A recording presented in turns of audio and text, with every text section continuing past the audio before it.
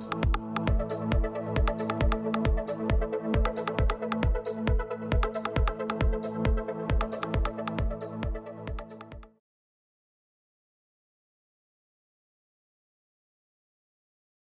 social community, which means that customers are sharing information, socializing with others, that is, get connections with others, and they're conversing among others based on what they share in the community.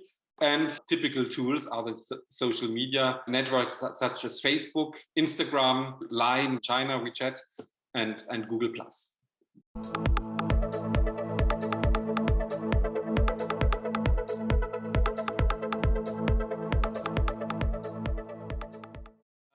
It is important when you start interacting with the customers to engage customers. So to create customer engagement. Customer engagement is a very crucial concept at the moment in marketing. Firms are searching for loyalty. That is, that customers like or love brands. So it's important to create loyalty.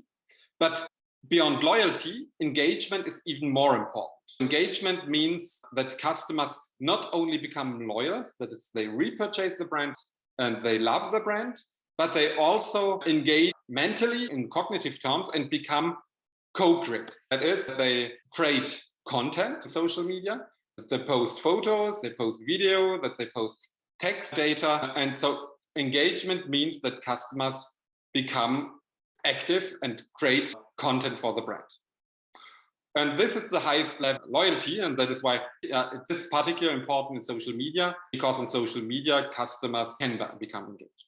And the consequences of engagement in social communities is more satisfaction, but also more loyalty. So it's a virtual cycle where customers get engaged, and when they get engaged, they even become more loyal, they even love more the brand, and that is why it's a very important target. There are a lot of examples. For example, Starbucks has a customer engagement tool. For example, if you have an idea, you can share and post this idea on a platform of Starbucks. So we have a lot of customers who are discussing these ideas and voting. So if you have, for example, an idea, you want to improve the taste or you want to improve a beverage, then you can share this idea and other customers will see your idea on the platform, on the co-creation platform, and the customers discuss, talk about the ideas with others, and will try to improve this idea. And then this idea might be selected by Starbucks. Starbucks has, since the program exists, something like 150,000 new ideas, which were submitted. Naturally, all the ideas were not actually realized in form of new products. But some of them were, for example, new tastes, or for example, a customer suggested a kind of splash stick. When you, for example, have coffee drops on your shirt, it cleans your shirt with a stick. A customer suggested for iced coffee to give the flavor of the beverage for the ice cubes. So when they melt, then you don't lose the taste. And because most of them, that's the problem with iced coffee or with also cool beverages, is that ice cubes melt and then you lose the taste, or the taste is not so good. And that is why one customer suggested create ice cubes with the taste of the beverage. So this is one example of customer engagement or co-creation. Another example is the Decathlon and the diving mask, where a customer helped Decathlon to develop an integrated diving mask. So co-creation, it's a behavioral co-creative investment, specific brand and firms interactions. Co-creation might be, as you have just seen, product improvement, but co-creation might also mean communication improvement, which means that customers share communication, photos, or post, create content on a brand campaign. The second zone is social publishing, where customers become co-creative in terms of writing of editorials, commercials, user-generated content, for example, on a blog. Social publishing, it's a higher degree of engagement, because here in social community, we're only talking about those users who are only interacting with others. From time to time, they share an information, but they are not really contributing to extended contexts.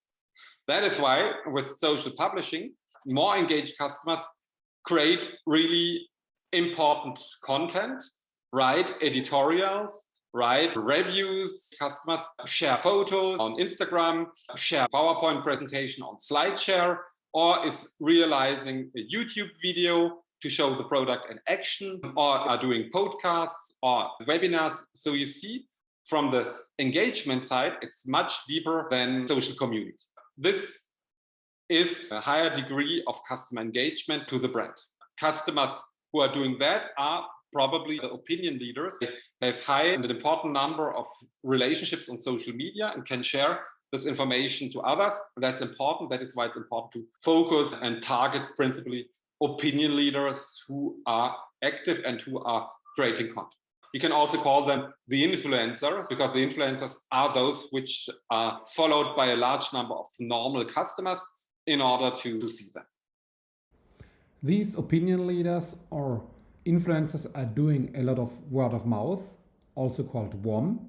Word of mouth means that people are doing a positive or negative review. They're writing positive things or negative things. So in social media publishing strategies, you want to share him or her a lot of positive word of mouth. So what can you do?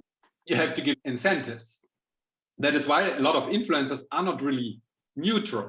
They're engaged by the brand because they get free products. For example, a cosmetic brand is giving free products to an influencer, and the influencer will then do a YouTube video, talk about how to use the video, talk about positive things. That is, the influencer or opinion leader will do positive word of mouth or WOM about the product or the service, and will share it with all his or her followers. So there's one reward to get the products. Another reward could be that the brand pays these influencers with money. And the third reward is that the more influencers have followers, the more you have content, the more the followers will follow you. And because today, if you don't post at least every day one video as an influencer, it's not good because the followers will lose interest. People are looking for news. We come back to social bridging capital. Social bridging capital means that people learn a lot about other users, what they're doing, what they like, and what they are posting. And that is why it's important to post always news. And that's the third way to reward influencers, for example, free products or information that they can share with the followers. The more they're happy, because the more they have followers, the more are paid. The next zone is social entertainment. This means that the brands are integrating games, music, or arts. So you can also call it gamification. For example, Pokemon Go or Second Life or Fortnite are those examples. This means that, for example, if you take the example of Pokemon Go, you integrate the game in your social media strategy. This means that customers who play Pokemon Go, you can pay the brand or the game to place Pokemons, for example, in a store. For example, if you have a store, you can say, you come into my store, you can find the Pokemons. And when customers come to hunt Pokemons in your store, then generally you create traffic in your store, and these customers being in your store are also ready to buy new products. So by increasing traffic in the store, you also increase the sales, because once customers are hunting Pokemons, are also looking at your products and might buy the products. And this is called also product placement. So you can place products in the game, or brand placement, you can place the brand in the game. And gamification, Pokemon Go, is hybrid, because you're actually in the game, in the augmented reality. You're walking in the real world. The real world is a real store where you can find actually the Pokemons, and you can see also the real products in the store. Various product or brand placement is what you can see here. For example, the ice cream Magnum, they have an online game. It's called Pleasure Hunt. And when you go into the game, you have to hunt actually the ice cream. You have different product or brand placements. And for example, you can see here, KLM is part of the game. It's called brand placement. So when hunting ice cream, you go to different cities. For example, Paris, New York, here Rio, and where actually you're meeting new brands during the immersion within the game. This is called brand placement. That is when a brand is placed in an online game that you can see. So you increase brand awareness. But as you can see in this game, there are also clicks. If you want to have more information, you can also click. And during the game, you can press the break button and can test or check for the product on a special website. Now, why does it work? Why do marketers use social games? First of all, because you have co-branding, which means that if the game is popular, you can associate the image or the positive attitudes towards the brand to your brand. For example, Pokemon Go is a very popular game. If you do co-branding with Pokemon Go, you will have the brand awareness which Pokemon Go has and can associate it to your brand. For example, if you want to advertise L'Oreal, you can associate that to Pokemon Go. You go into a L'Oreal store where you can find Pokemon, and finally, the customer might buy in the store. This is called co-branding, an association between the partnership of Pokemon with L'Oreal. And that's very important. It's very helpful for the brand in order to create positive attitudes and positive image. Then you can increase your brand awareness, the knowledge about the brand through a stronger brand or game, which is Pokemon Go. A second reason is that gamers are generally very open to advertising. When you play a game, these gamers are very concentrated on the game. And if you target well the advertisement, then gamers are very open to look at this advertisement much more as on television. That is why it's also a good tool to influence gamers. And a third reason is that players identify themselves with the brands, increasing brand involvement. If you play Pokemon Go and they know that Pokemon Go is associated to a store where you can find Pokemon Go's, this also increases identification with the brand that is on Pokemon Go. And finally, you can target very specifically the gamers. You have a lot of different games. And so if you target Pokemon Go, it targets probably rather younger people. So we can do a very special hyper-personalized communication campaign to younger people. According to the online game you choose, you can target your target group, which is very good for personalization. How can we evaluate the effectiveness of gamification? We have some KPIs. First of all, the number of players who are playing, who will enroll into the game. You can measure also if people or gamers are playing actively, the time they spend on the game. Then you can measure the content they're sharing. If they post photos, for example, for the game, if they post photos or information on player forums. You can measure the number of shares, how many times they did social sharing. If you look at Pleasure Hunt, you can make social sharing. If I'm playing this game, then I can click on Facebook or Instagram or Twitter button, and I will share this game with my friends who will be invited to play also this game. This is what Candy Crush does a lot. When gamers are playing, you can share this on Facebook in order to increase the number of people who will play Candy Crush. And this is called customer acquisition. You can measure the number of positive word of mouth and the number of recommendations. And you can measure also the traffic at sites affiliated with the games. So for example, here, you can measure directly how many gamers clicked, for example, on the KLM airline website. So all these indicators can be measured individually by the gamers. To summarize, so social entertainment or social gamification, it's very old in market, but it becomes very popular because now with social media, it's easy to share, it's easy to implement because Facebook is giving some tools with which you can create games and integrate it in your fan community on Facebook. So it becomes very popular because it's a good mean to talk about your brand, to create buzz marketing.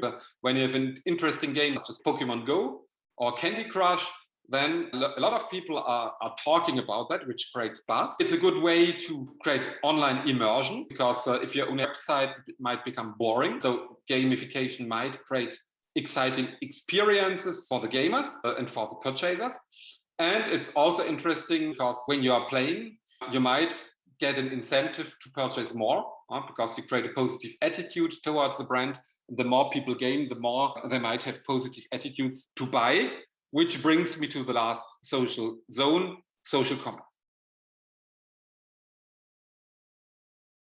In the precedent zones, people are talking about the brand, they're sharing information, people are creating content, advertisement, communication about the brand, people are playing with the brand and having fun. And finally, social commerce. The last step is to convince them to buy. That is why you have a link linked to social commerce platform or to an e-commerce platform where customers can buy finally the products. And that is very important for customer relationship management because you can collect a lot of data through the different social media zones. So you collect a lot of data about what they share, what they post, which photo they post. You can analyze the YouTube videos, and so you get a lot of big data, which enables you to make a pop-up link on Facebook, for example, at the right moment. With a personalized product or service to the right individual person. For example, if you like a gift L'Oreal skin cream, if you have a greasy skin or dry skin, then all this will be known for the brand. And you might play a game, and at the right moment, you will get a link to a skin cream that fits perfectly well to your needs. And that's done by social commerce, by a special personalized link, which enables the brand to bring the customer from the social media platform to an e-commerce platform where he or she can then buy the product. And this is also what is done by TripAdvisor, for example, or Amazon or Groupon.